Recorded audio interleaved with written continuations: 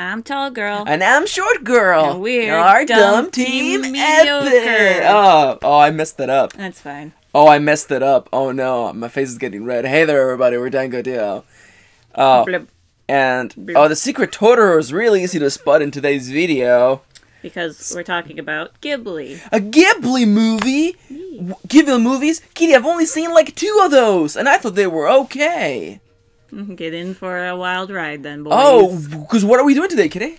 We are starting a series of Max has never seen Yeah. Ghibli movies. And Yeah. today is voted by Patreon's Princess Mononoke. Princess Mononoke, as decided by the patrons. Kitty wanted me to watch some more Ghibli movies. I've really only seen Spirited Away and Ponyo, and I thought they were pretty good, / okay. And the patrons, the options were, if I remember correctly, Kiki's Delivery Service, Whisper of the Heart, and Princess Mononoke. The patrons, the majority wanted Princess Mononoke, and we watched it! Yep, we did. Yeah. And this video is going to be our thoughts on it. Kitty rewatching it, I and haven't me seen it in years, so... watching it for the very first time. And I'll tell the story of the first time I remember watching Oh Princess Mononoke. yeah. You told me that story when we were watching it, and Yeah. that's fun. So hey there, we're Dango Dio. We do anime content and Let's Play stuff every single day. I forget that we usually do an explanation of like, hey, for anime reactions we do this and that. whatever. But this time around, this it's is a reaction. just a discussion. Yeah. There will be spoilers. Yes. But also, this movie came out in '97. Woo, we're 21 old. year ago. Fuck. It's Is this older older than than it's Charles? older than Charles. Charles is 98, I think. Woo, we're old. Never mind the ever encroaching advance of time. Never mind the fact that we're old, it's fine. It's fine. Oh, that doesn't get better with time. No.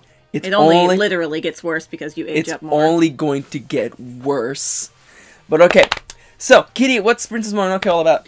Princess Mononoke is Hayao Miyazaki's second film. 13 years directing after Nausicaa. After Nausicaa. Features great voice cast of English, and the script was adapted by Neil Gaiman. Yeah. So it's about basically a prince who is cursed, and he has to travel far to the west to seek what's the word I'm looking for? A cure. Yeah, for his a curse. cure for the Try to his figure curse. out what caused the curse, what's happening to the world, and he meets fun people along the way, and a war happens. Yeah. And everybody learns something about each other. Yep. First off, right off the bat, are you telling me Princess Mononoke is not the main character of Princess Mononoke? This is literally the first note I This put. is the first note, because I got the Blu-ray out of our shelf, and you've I'm never seen like the yeah. actual cover; it's just the side. and I'm like, who's this bloke over here? I mean, I could have gotten. Who's this guy? grabbed it, That's but fine. whatever. Yeah, we're not gonna be doing Sumin stuff. We're just Well, I was doing just this gonna real casual. show it, so it's fine. Just Like I never actually stopped, and in all the merchandise that I've seen, it's always Princess Mononoke on the wolf, it's always on, yeah. or some sort of blood thing going on, Or the Kodama. or the Kodamas, which are amazing. I love let's them. be real. Ashitaka is kind of a boring hero, but it's kind of good because he's your middle ground in the whole thing. Yeah, no, he's a nice introductory with point all of the view character. craziness that happens in the world, having Ashitaka be the main character is this level-headed sort of guy is really good. And he's not like a blank slate, because he has his own personality and his own way of doing things, and I enjoy the moments where he shows kindness. But it is funny that Yakul gets more merch than Ashitaka. Yeah, Think about that. But he's pretty cute, so I'll take it. I mean, it's hard to beat a red goat, though. Elk. Elk? That's what People they call call it a red goat. No, they called it in the movie an elk. Red elk. What the hell's an elk? Were you paying attention? Oh, I was paying attention to the parts that mattered. All of it. I know.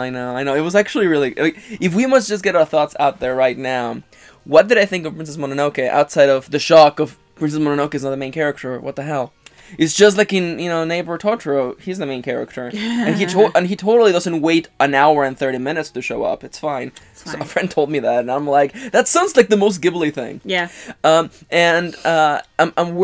I'm arranging my thoughts in my head right now, and if I must be entirely honest, the two movies that I've seen of Ghibli are Ponyo and Spirited Away. And I've seen Spirited Away like 3-4 times. Everyone has seen that movie a million times. We used to play it at daycare when I was in like elementary school. That's cool. How much we've seen the movie. That's how foundational for how to build your own kitty. how to build your weeb. Yeah, how to build your weeb from a young age. Make them watch Spirited Away. Watch Ghibli movies. And honestly, I feel like Spirited Away, I don't want to say it's a better kids movie and less a good adult movie. It's possible. Mostly because it's a bunch of vignettes and it's a bunch of random things that happen, and that's not inherently a bad thing. I like that. With an overarching story kind of through it. Yeah, my main issue that I have with Spirited Away is that it's just the story. It is there, but it's very thin, and it just ends abruptly at the end. It's just like, oh, this thing that we never foreshadowed or talked about once or brought up. He's just like, this is the solution to the problem, and I'm just like, Ponyo is actually pretty good all around. It's very slow pacing, as is Spirited Away. So when I walked into Princess Mononoke, I was worried that it was going to be a slow burner Ghibli movie, and it's not. Things happen right away, and we're always moving forward. Something's always happening. I almost feel like the beginning is too fast, but that's fine though, because shit is just happening, and even Ashitaka can't process what is happening. Like the one thing that I feel like I would have missed was some establishing shots to let us know that Ashitaka has been traveling for months.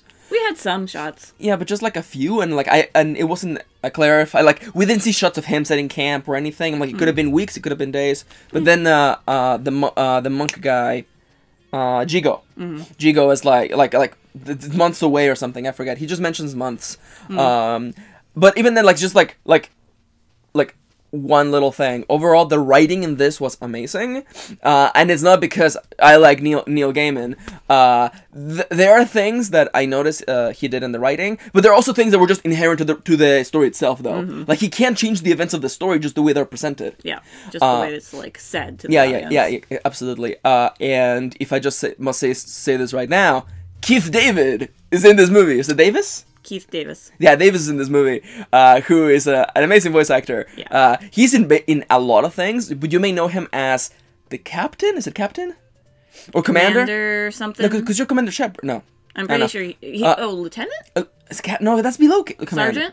Sergeant? It's the guy in a position of power for Mass Effect 1. You know the guy. Yeah, that guy. He's voiced by Keith Davis. And I love him ever since then. And I noticed him in other things. So when the voiceover begins and it's Keith... immediately the first line. Yeah, it's the first line. Yeah. And then he narrates, he voices another character later on. Yeah. It's just great. He's got a very great voiceover voice. Also, Gillian Anderson is in this. Scully from X-Files. Yeah, and she voices She voices Mama Wolf. Yeah.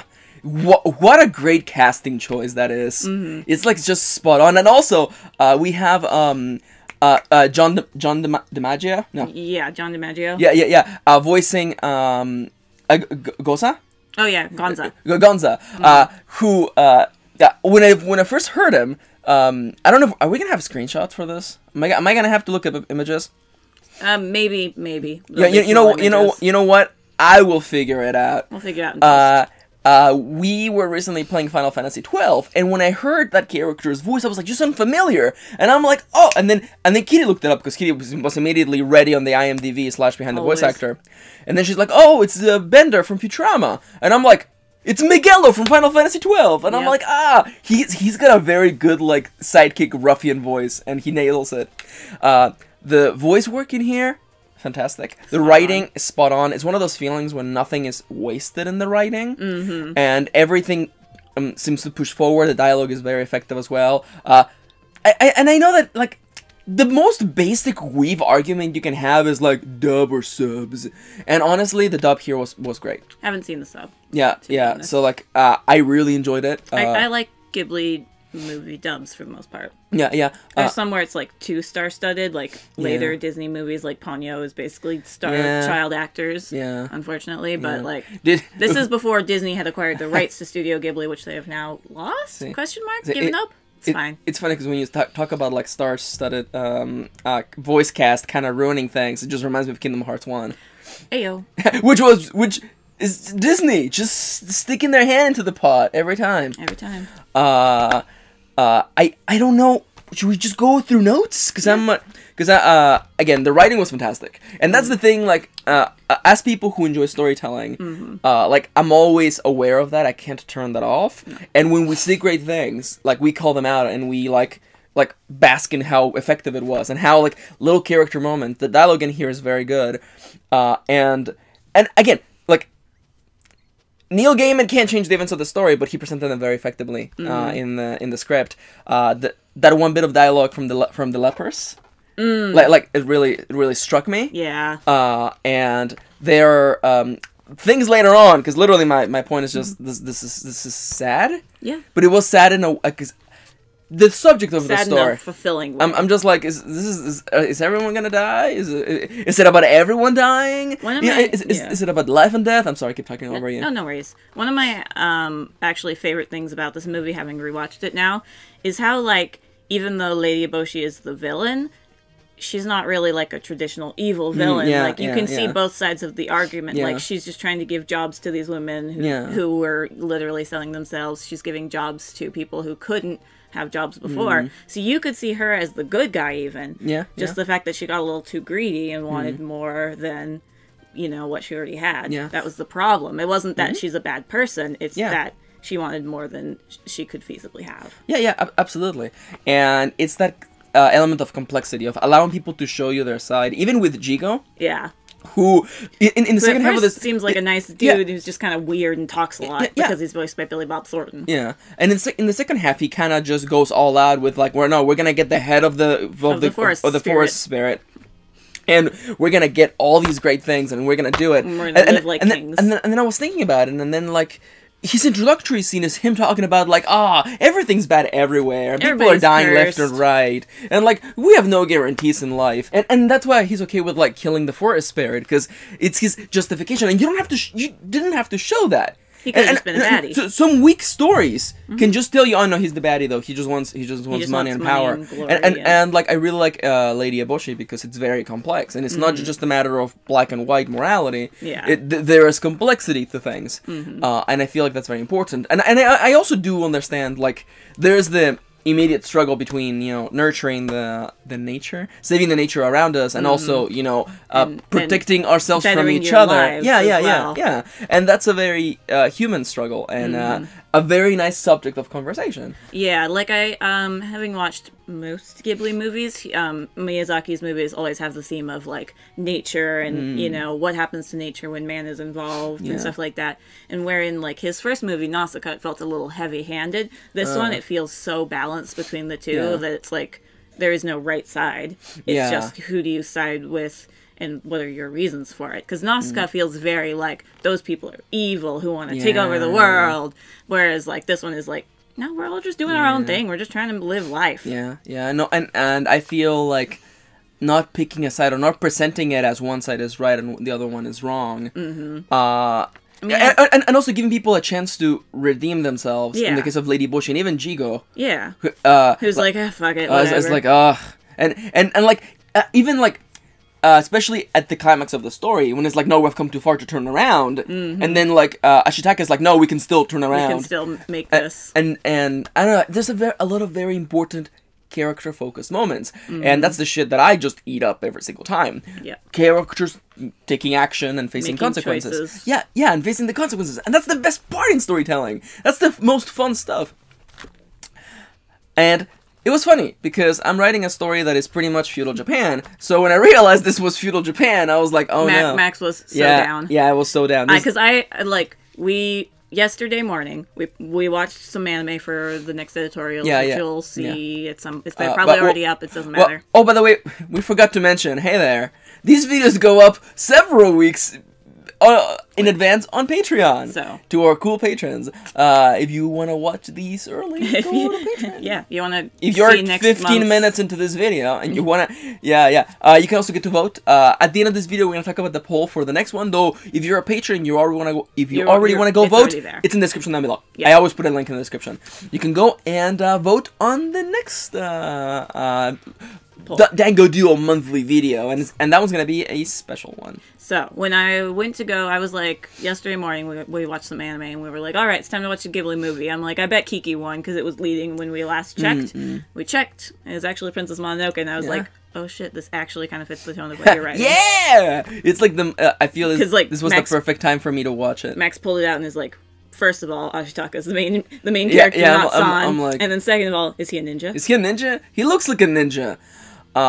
And it was funny because the whole time I was watching, I was trying to pinpoint the time period. Because some of the firearms like look very early, very Chinese, like it's like style firearms. And then Lady Eboshi is making much more like antiquated flintlock. Modern. So I'm the whole time I'm just like what time period is it exactly? Yeah. And I wonder if the Emishi people are actually, they must be real.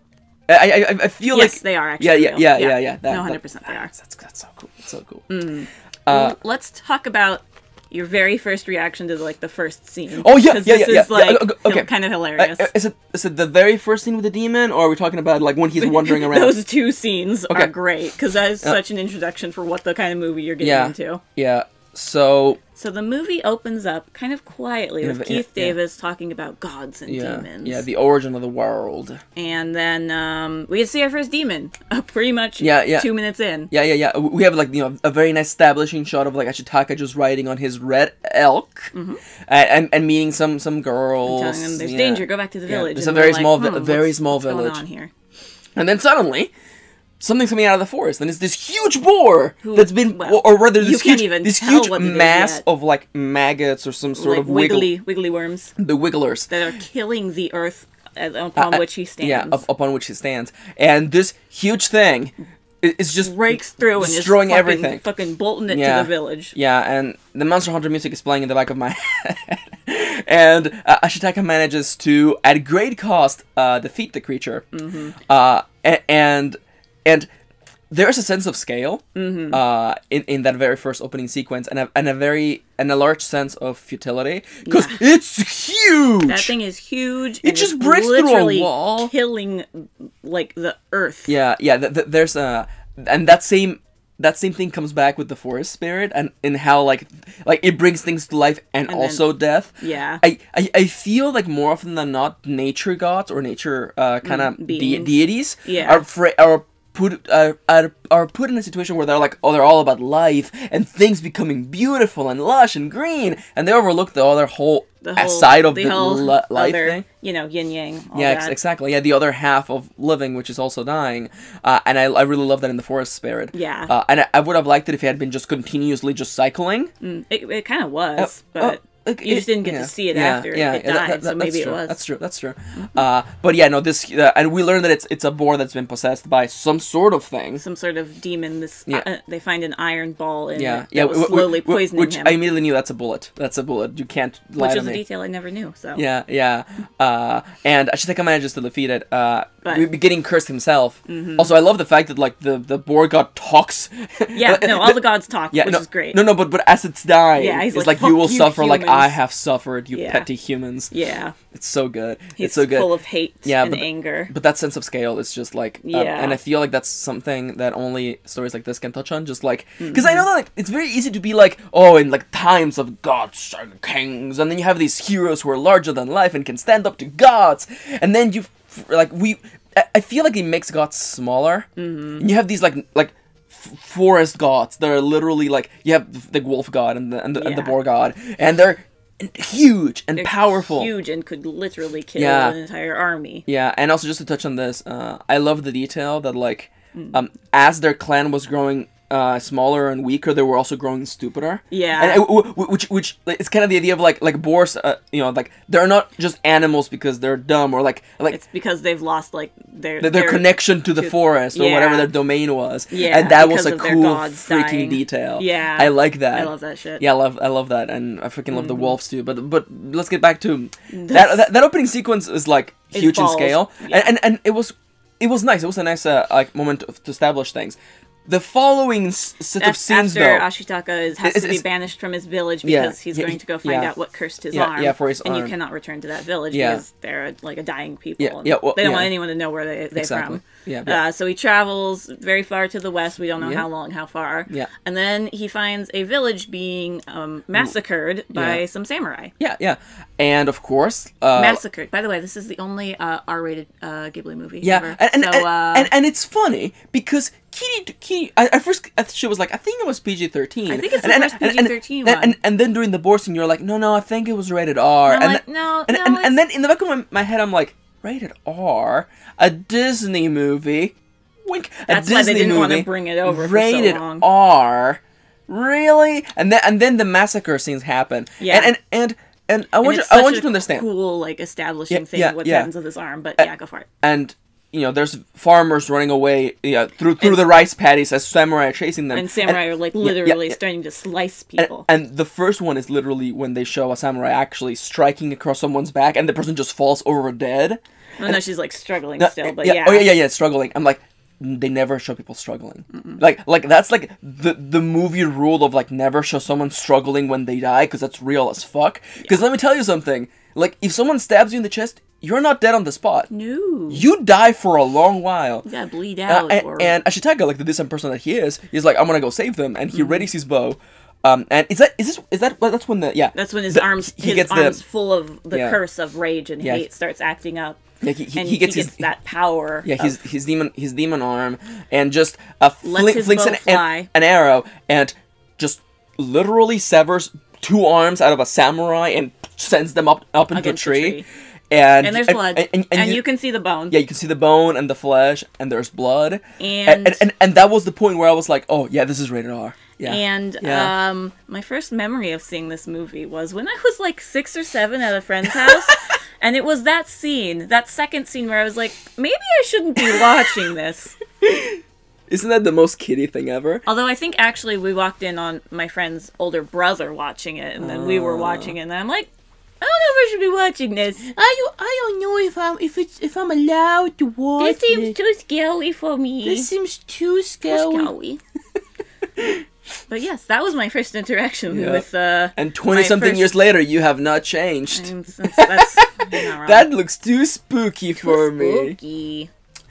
And we, from there on, get a lot more gore and a lot more blood. And it's... By the way, arms get ripped off, heads get ripped off. Yeah. You could almost say in a cartoony kind of fashion, but but then there's blood. Yeah, but the context and the showing kind of like people's reaction to it, later on he's being chased by samurai as he's running back into the forest, and he murders one guy so bad the other guy just fucking turns around.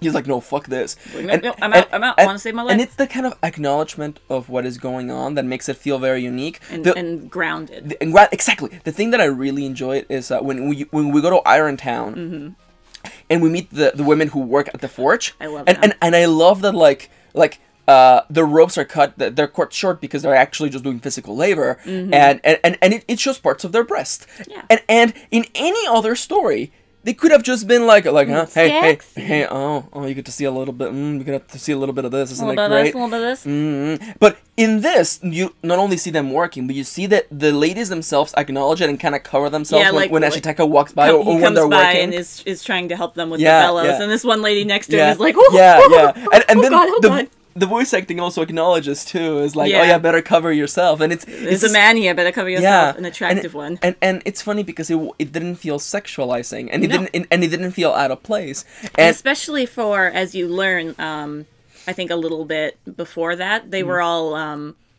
what's the word that I'm looking for? It's not like the Japanese word for it. It's not prostitutes, but basically prostitutes. Basically. Brothel girls. There we go. Brothel girls. Yeah, who were recruited by Lady Eboshi to help her in her Irontown because she wanted women who, because they work better, harder, faster, stronger, etc. Yep. So Lady Eboshi recruited all these brothel women. So it's kind of like in character too, to be like, you know, just whatever. We're doing hard work. Who cares if our boobs show? Whatever. No. And I love they're all wearing like the little their little towels. Yeah, I just love how they go out of their way to mention how hard these ladies work and how much they work. Yeah. But the fact that it's not like slave labor or something like that. They're incredibly grateful to Lady Eboshi for giving them jobs that aren't in brothels. Yeah, absolutely. And there's like that really charming line from Ashitaka, because like the men are complaining about the women, like men always do. You know that feeling. And then Ashitaka is like, well, happy women make a happy village. And that struck me. That struck me because I, especially for this particular village, when the ladies are getting the iron. Yeah, that makes their weapons, the iron, that makes the men their just guns. go out on expeditions to get food. Yeah, to get food or to just defend the village. But it's like they're making the iron that makes you money, that makes you weapons, that makes you guns.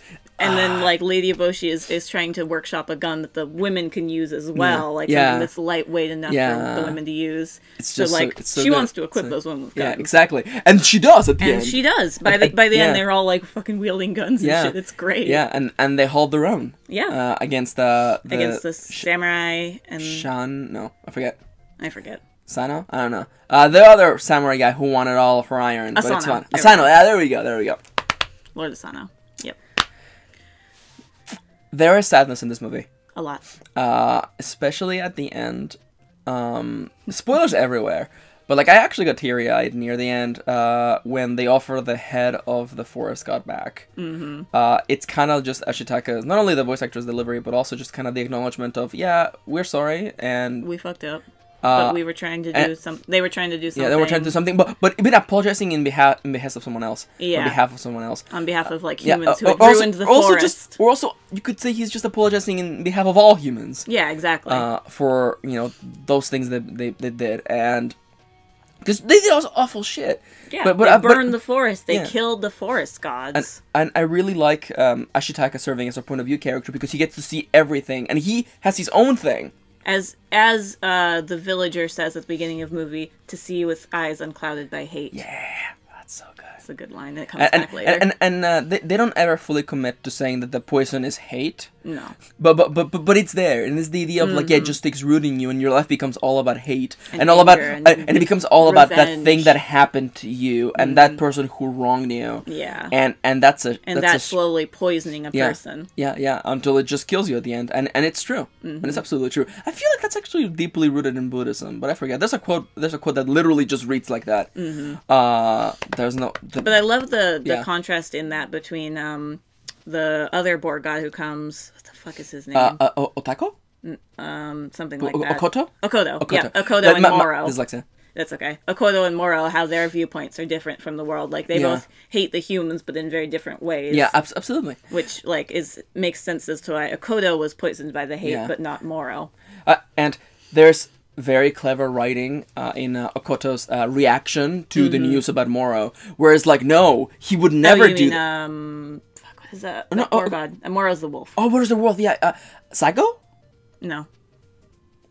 The original boar god. Who gave Ashitaka the curse. Yeah, he's like, no, he was a proud warrior and he would have never done that. He would have never become consumed by hate. And it's that, like... and then that coming back later. Yeah, because it would have been such easy writing. It would have been so easy to be like, oh, he fell to the curse.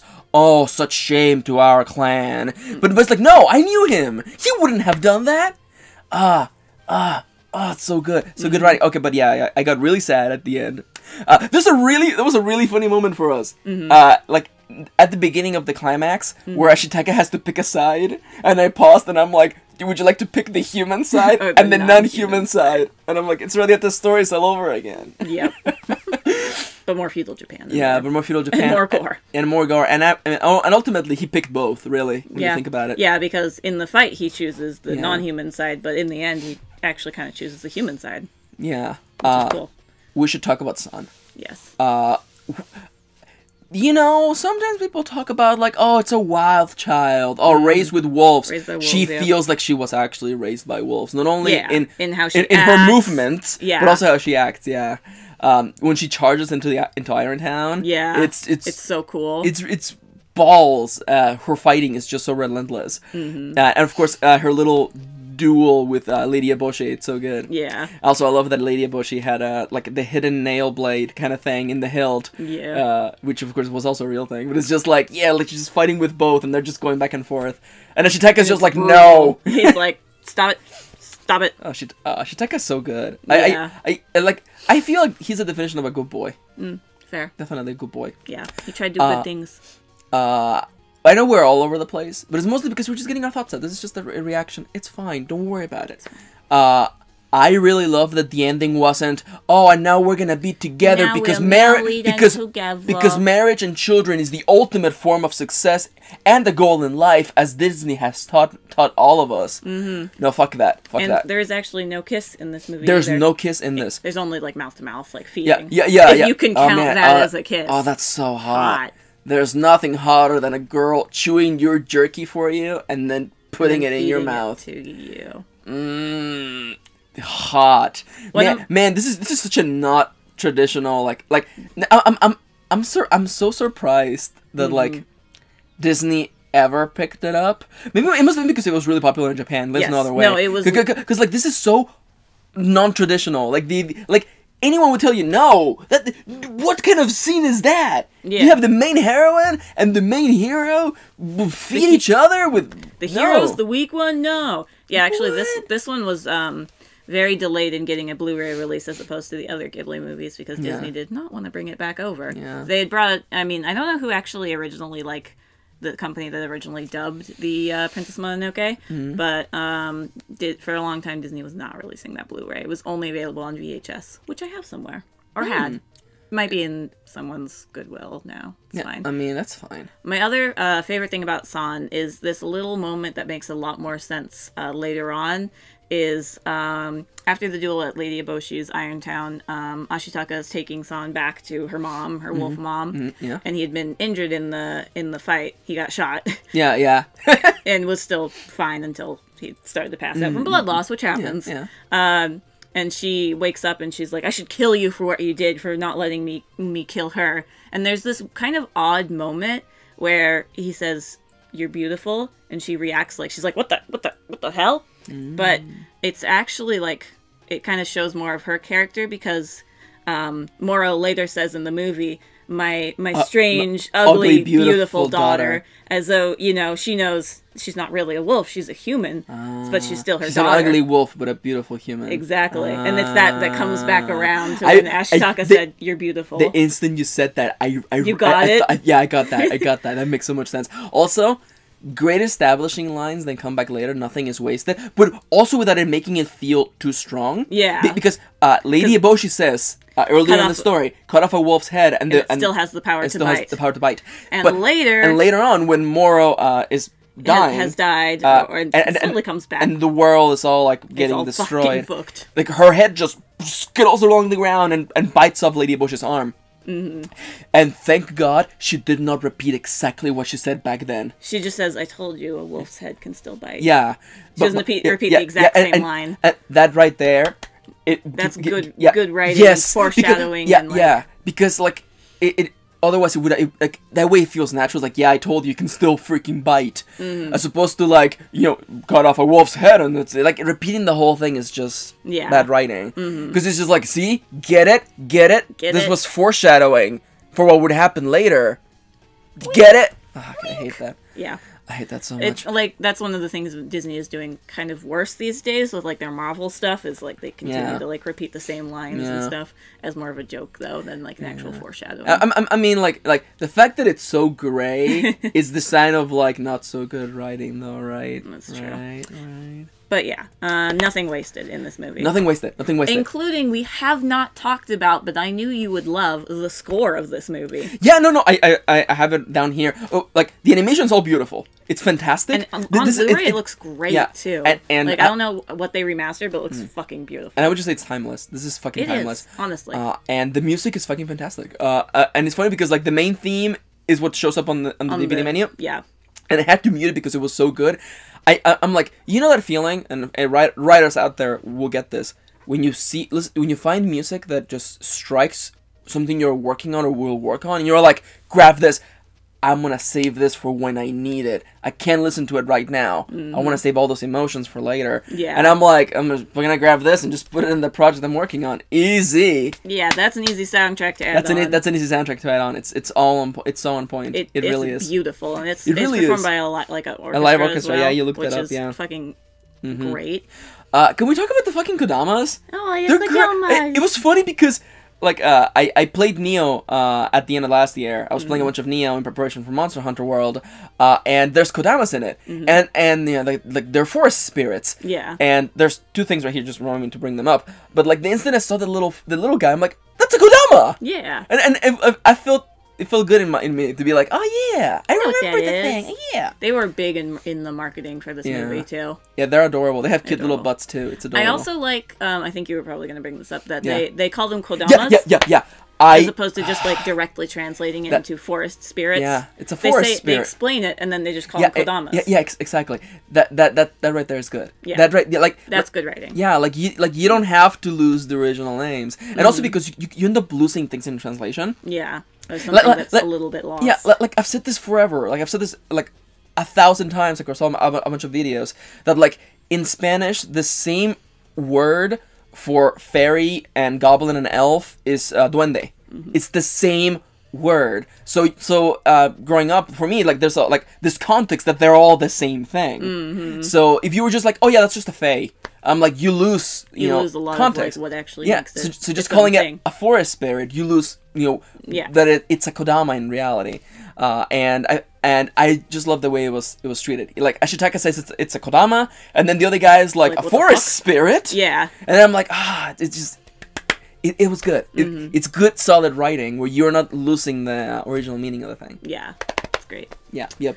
So, yeah. Also they're cute and they got little butts. They got little butts and they cannot laugh. And I love that they're fucking like they are They're playful. little shits. I Yeah. fucking love them because like Ashitaka's carrying the wounded man on his back, and then Kodamas are carrying And each other he's on their starting back. to struggle, and then Oh, yeah. the Kodamas start showing up, seeing, like, imitating him, And like, it's kind of keeping it's him, like, just this going one, on. just like this. Like, you can do it, we did it too. We can do it too. Yeah. Now I want a Kodama fucking. Now I want Kodama merch. I believe one of my favorite Kodama merches is, there's, like, one of those lights that lights up different colors, and it's a Kodama. Oh, that's good. It's because they were glowing a very particular like green, Greenish white that or is, yellow. It's very specific, and I love that. Yeah.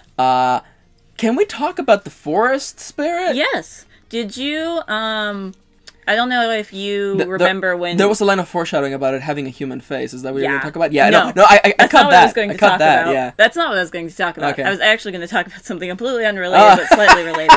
I don't know if you remember when Pokemon X came out. Everyone was like, that's the forest spirit from Princess Mononoke. Oh, that makes sense. Oh, see I it? did not hear that at all. Ah, see. but that makes sense. Yeah, so everyone was naming it the forest spirit. Forest spirit. Yeah, I know.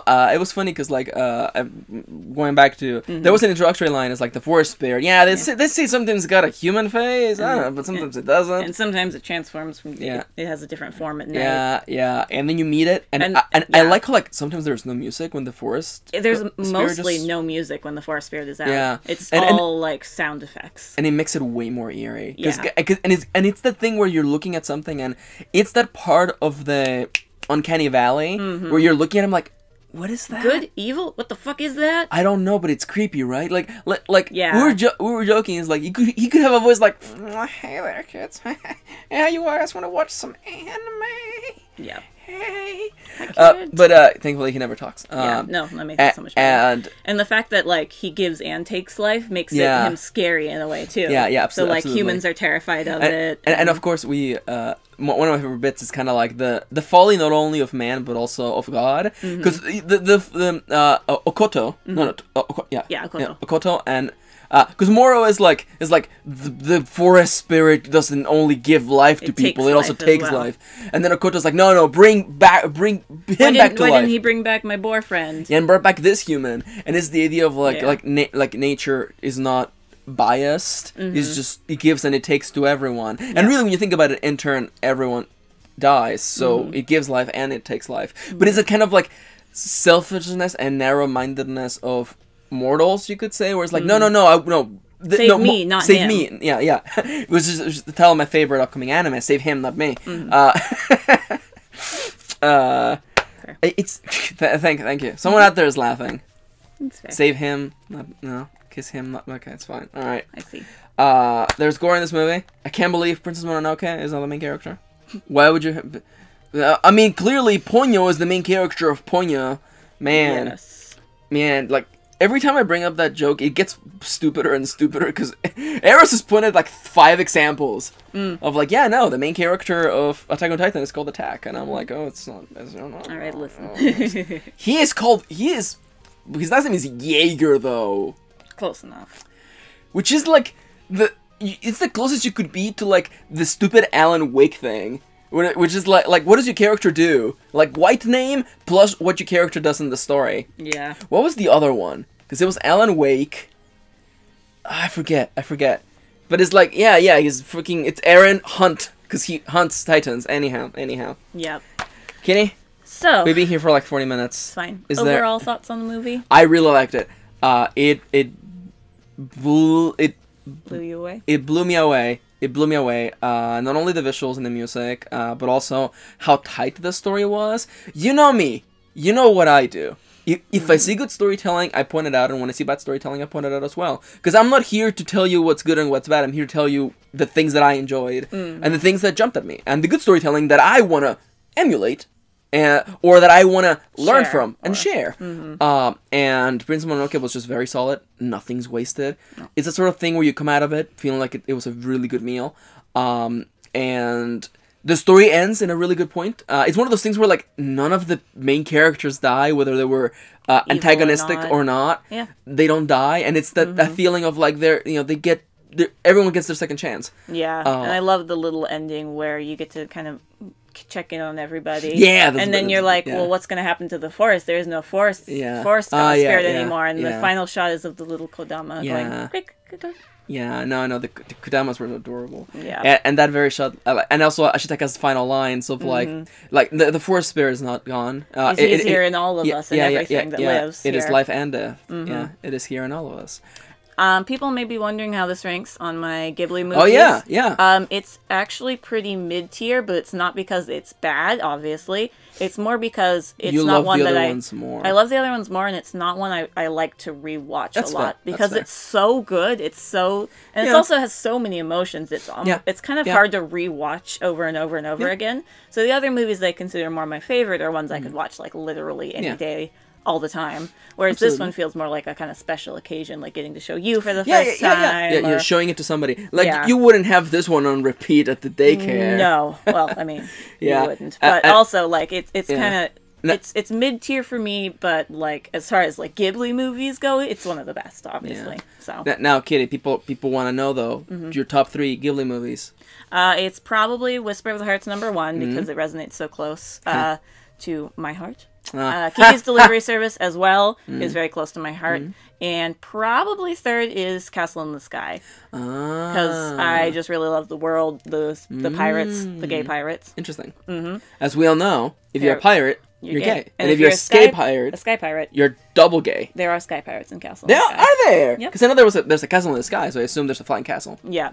But yeah, no, as far as like my actual like top 3, those are them. But as far as like great storytelling, Mononoke is number 1 for Ghibli movies. Absolutely. And I haven't experienced those other movies. I heard a lot about them. Yep. I've told you a lot. And I'm like, and I'm like, like I watched Spirited Away. That one's it's pretty good. I would actually like to rewatch that one to see how it holds up these days. I've seen it a lot. I mean, same, but it's been years. Yeah. And Ponyo, I enjoyed Ponyo when I watched it. I love the magical realism in it, and also like just how it escalates to like by the way, we're all gonna die. The whole world is covered in water. It's fine. I love that the mom is just the sea. It's just Big Mom. She's huge. She's big. Yeah. She's big. Ponyo's one of my actual least favorites in terms of a Ghibli movie. Really? It feels too like. It should have been a smaller film, I think. Like, it didn't have to escalate to this is the end of the world as we know it, and I feel maybe we should rewatch it. Fair. And reanalyze our feelings. Fair. Maybe we will rewatch Spirited Away and do a video on it. Maybe. But for now, is there you have any closing thoughts, Kitty? Great movie, highly recommend. Yeah, spoilers, we recommend it. I think right now the new distributing company that has Ghibli, it has their Blu-rays really cheap on Amazon, so I would highly recommend picking them up right now because they're super cheap. So, yeah. And again, thank you to our patrons for picking this topic. There will be more Max Has Never Seen Ghibli movies. Yep. Coming up soon. Yeah. But we might do these every couple of months. Yeah. But next month, the February Topic. The month of love. Well, isn't every month? I mean, really? Like, do you reserve Valentine's Day. It's Valentine's Do Day you month. reserve love only for one month of the year? Marketing does. American marketing teams. I mean, I guess. There's only love in Valentine's month. I mean, I guess. But if you are in need of love, you could vote. Save me. Save me. Don't save them, save me. Save me. Hey there, we love you. We love you. Anyway, then you pull this up, and the point of the matter is things Max not maybe loved as a child. Oh, the topic this time around, because I reacted to something. It is time now for Kitty to watch something she hasn't seen, and I don't have a lot of movies growing up that are anime that I would like to show her, and really, I finally got you to watch Back to the Future. So basically, that and Pacific Rim. Yeah, so like those are literally the two big ones that I really enjoyed. We could revisit Sucker Punch. Yeah. Because I haven't seen that in forever. I liked it when it first came out, but maybe I don't anymore because people change. That's fair. And it's by Zack Snyder. Zack Snyder. Anyway. But that's another subject for another day. Yeah. Because this is an anime channel, and whatever we do, it's gotta be some anime bullshit. So I went back to the Wayback Machine. Traveled back in time. And back in time. my young days. There's As a like I was thinking of my youngest days. I wanted to show Kitty anime from my youngest days, and it wasn't working because I wasn't gonna show her 3 random episodes of Saint Seiya or 3 random episodes of Ranma. Instead, we're gonna go to the weeb days. We're gonna go to the shittiest or randomest shit I watched when I was in high school in the year of 2005, 2006. Somewhere in there. Some random ass shit, and the patrons are gonna get to decide which of these 3 anime Kitty's gonna watch a handful of episodes for, and we're gonna react together. And those 3 anime are Onegai Teacher, Excel Saga, and the one I love to talk about the most, Deers. These are all garbage. I mean, Onegai Teacher's not that bad. And Excel Saga is a classic. Deers is probably the worst out of all of them. So probably everyone will pick that. I mean, you never know. Excel Saga is a classic, and Onegai Teacher has some charm to it. I picked these 3 out of a big pool. There were some really big stinkers in the preliminaries, but now I present to you the 3 options. Whichever one, there's a poll in the description down below, as I mentioned, for patrons. If you want to support us, get to vote, get shout-outs, get to watch our videos early, and these videos, like, 3 weeks in advance, become a Patreon today. If you want a quick summary of what these animes are all about, in case you're wondering, because Kitty's only going to react to one of them. Yeah, and like 3 episodes of one of them. I'm gonna give you just the quick summary. Onegai Teacher is a high school teen drama thing that may or may not involve a very weird medical condition and aliens. I heard about the aliens part. Excel Saga is a weird-ass anime that bends genres and goes where no one else has gone before. It's weird. It's fucking balls. You could go watch it right now. It's fucking weird. I think it's on something. And Deers is aliens come to Earth and they're hot and we want to date them. And that's the story. So, varying qualities of the... Mostly aliens. Of the trashy weep shit I watched growing up. Not good stuff. Not the best stuff. Onegai Teacher might be the best out of all of them. Oof. And that's a low bar. That's a low bar. Pretty bad. So, please go into the description down below, or go to patreon.com/dangodio and vote on what anime you want Kitty to watch a bunch of episodes of. Oh, it's great. You want me to suffer Oh, through? it's great. So, hey Kitty, which are you the most excited for? I'm not saying anything because I don't want to sway your votes because I know you'll pick the worst one. Oh, deep down, Kitty's like, the best option is just to not vote. Deep down, Kitty's like, if we don't get a single vote, I don't have to watch any of them. No, if we get no votes, you watch all of them. Because literally, they all tied. I guess that's fair. Don't do that to us. Don't do that to Kitty. Yeah, so, as always, well, thank you for tagging along. I hope you enjoyed this. Wow, it's gonna be like 20 minutes. And I looked down and it's like 50 minutes already. Yeah, listen, we had a lot to say. I really freaking enjoy, and you know that we had fun because time just flew by. Yeah. And I wrote like 3 things in this notebook, and I'm surprised that we just kept talking because it was just so much fun. I really enjoyed Princess Mononoke, and thank you to our patrons for picking it as the topic of the month. And now I want to let you know again that if you enjoy our content, please consider going to patreon.com/dangoduo. That is patreon.com/dangoduo to help support our content now that YouTube is going to be turning off monetization on our videos on the 20th of February. Which will be off by the time regular viewers see this. Yeah. So. No, probably like a few days. Soon around that Yeah, time. soon. So that means that the money we make from YouTube is no longer coming to us. If you enjoy content, even $1 a month gets you to vote on these lotteries and gets you to watch this video.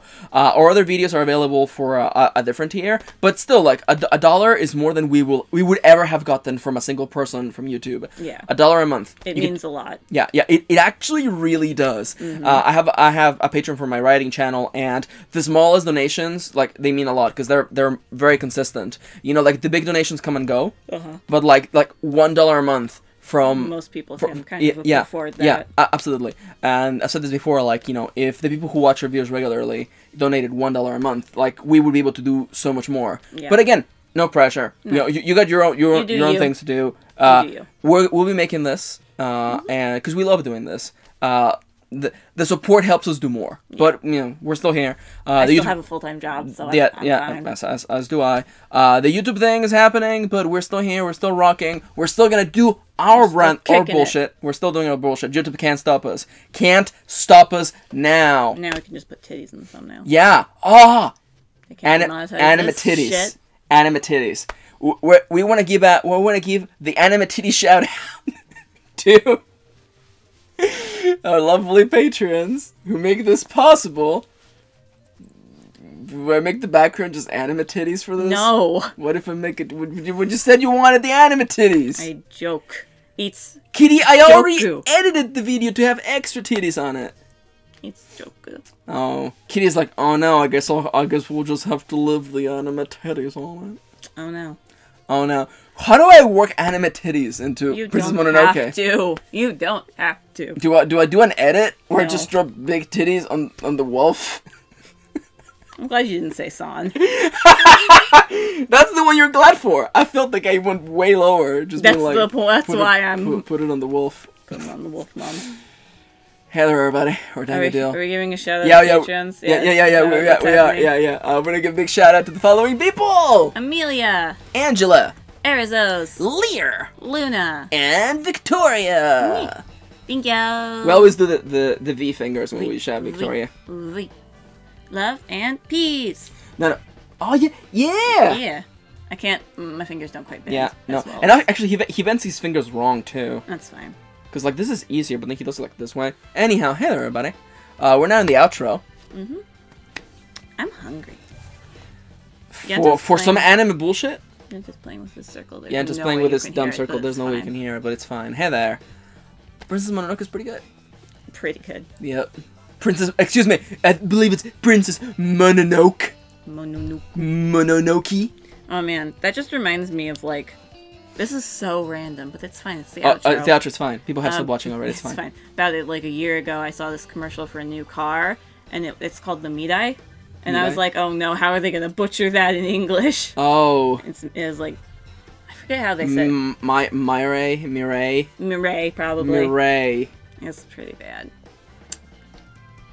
Car names. Yay? Well, there's also that car name. I forget what it was. It was a Nova. Oh. But they brought it to Mexico, which was extra funny because Nova means Nova. It means it doesn't go. It don't go nowhere. It doesn't go. It didn't sell very well. Yeah, it's that's bad marketing. At one point, you just gotta change the goddamn name. Have we talked about that story where like somebody was talking about? I was asking about the channel. Talking about names, they were like Dango Duo, and it was my mom. My mom was like Dango, and then she was like Tango, because it takes two to tango. And then someone else I knew was like Tanga Duo. Tanga is Spanish for thong. Anime titties and thongs. Yeah, this is all. It's anime titty and anime ass coming to you, 24/7. Oh Lord, no. 24/7 stream anime titties. Let's go. Let's go. Dango Duo is now See, this was our plan all along because our acronym has always been Double D. What about Triple D? Woo! See you next time on Drive-Ins, Dive-Ins, and Dives. Taking them to Flavortown. Will this video ever end? It should.